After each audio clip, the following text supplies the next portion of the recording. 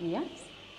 Da sier vi masse lykke til Diana, og velkommen til dommerne.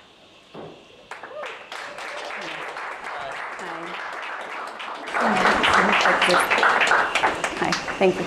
Hallo. Hello. That's it. It's like...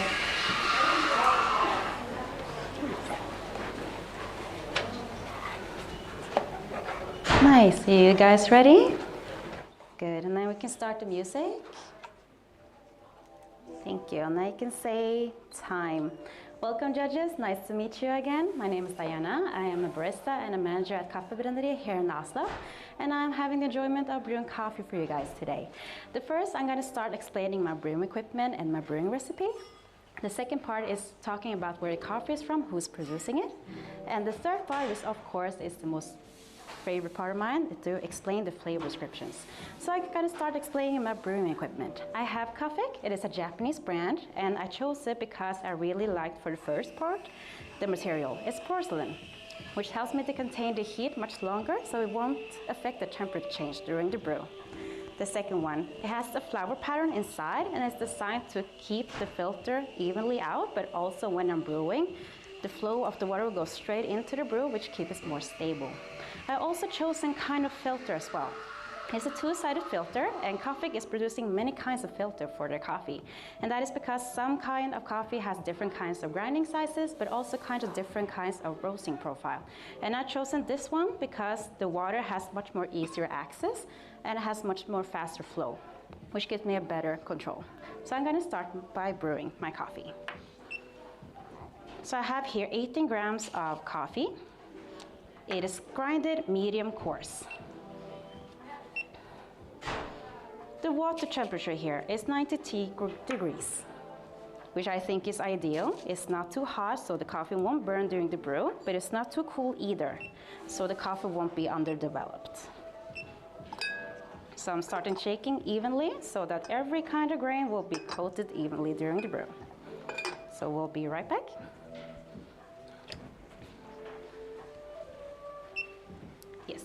I'm going to pour 50 grams of water and let it bloom for around 30 seconds.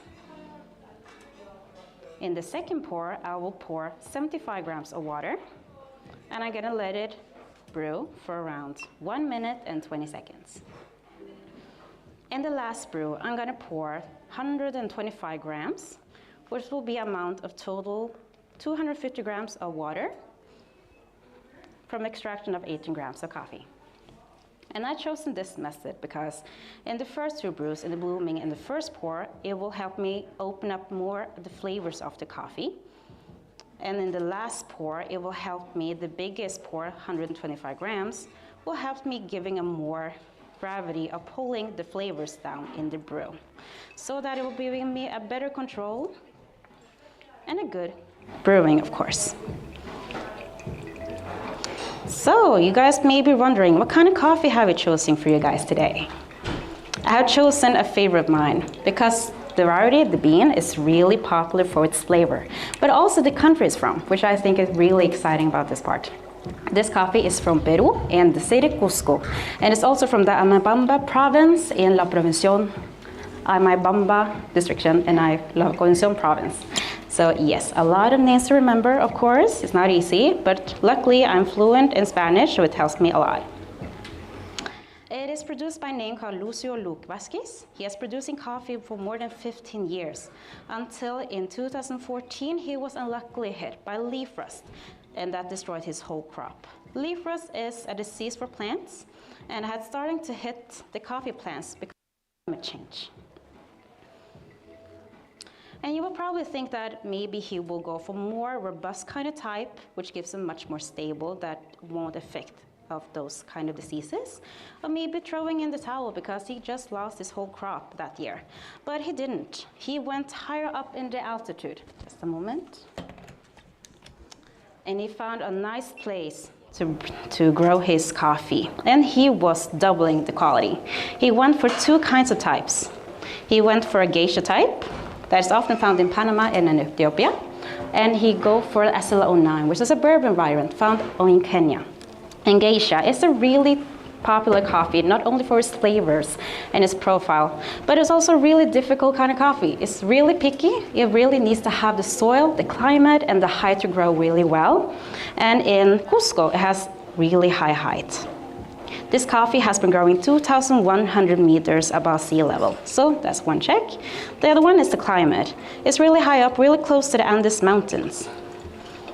So it has a really good climate up there. It's not too cold, but not too hot either. It has a really good warm wind from the really close countries from Colombia and Brazil, which gives a more stable climate. So it's not too humid up there either.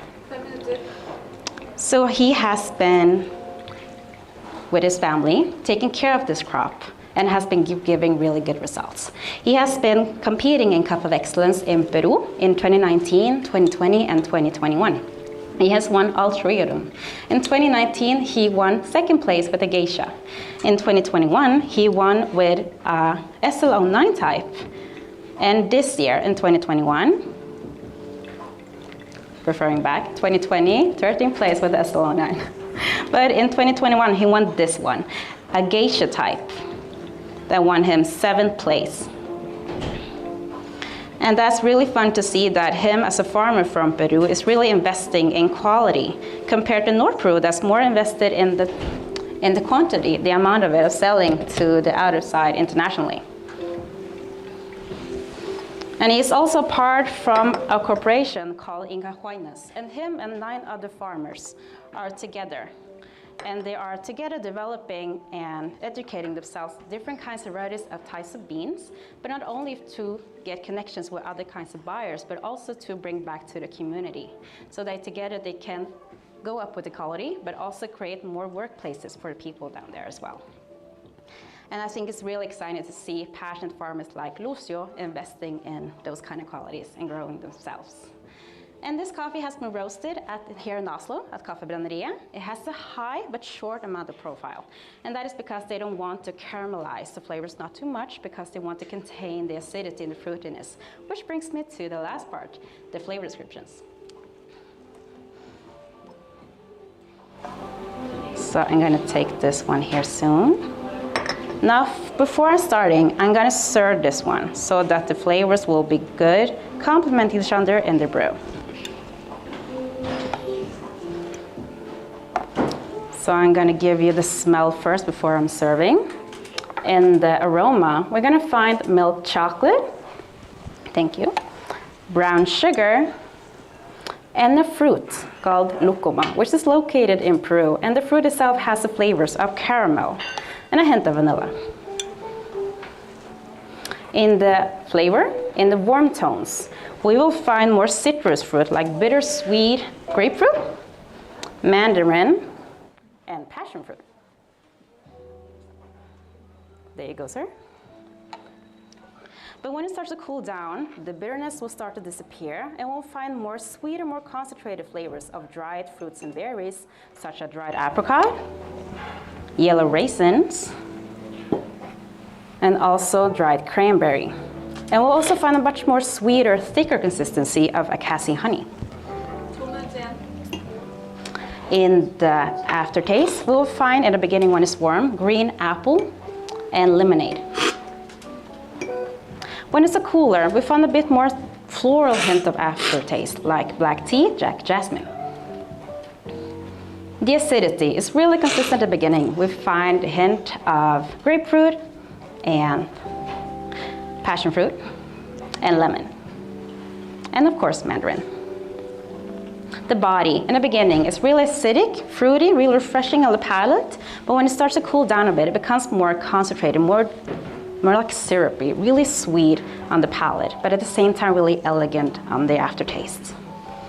In the balance, I would say with the citrus fruit, with the dried fruit such as apricot and raisins, with the more floral tone like black tea, really complement each other. It shows that it has a good structure, but also has a complex body as well. It starts developing from one flavor when it starts to go down in temperature as well, which really shows that it's really good warm, but also good when it's cold. So you can enjoy it for a really long time. Overall, I would say it's a really sweet, well-structured coffee that's really refreshing on the palate in the beginning, And when it starts to cool down a bit, it becomes more sweeter, more syrupy, which shows a bit of more elegant palate in the aftertaste. And I think it's a really good coffee to serve for you guys today.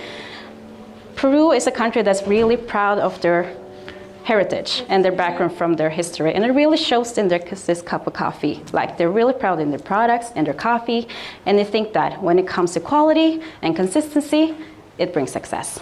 And I hope it has been enjoying for you guys today. Thank you for me, and I hope the audience has been having a great time. Thank you.